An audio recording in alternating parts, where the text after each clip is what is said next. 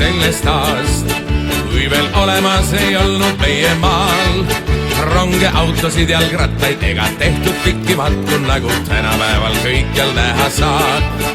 Uhke postipoiss sõitis kord maanteel, külast külla, linnast linna viis ta teel.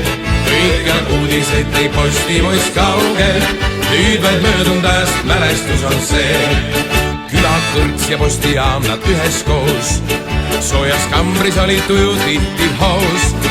Siis kui jalgu puhkas hobu, peeti külmaruust lugu ja siis sõitaks jälle lahti täies hoos. Uhke postipoiss sõitis kord maanteel, külast külla, linnast linna viis ta teel.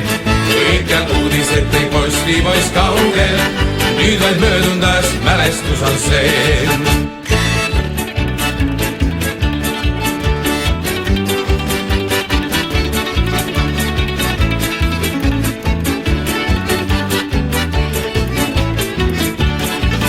Uhke postipoiss sõitis kord maanteel, külast külla, linnast linna viis ta teel.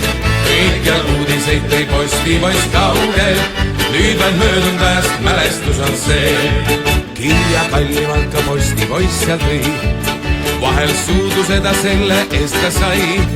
Mitu hõberaha taskus selle vaeva ära tasus, mida teekond piktal kaasa tuua võis.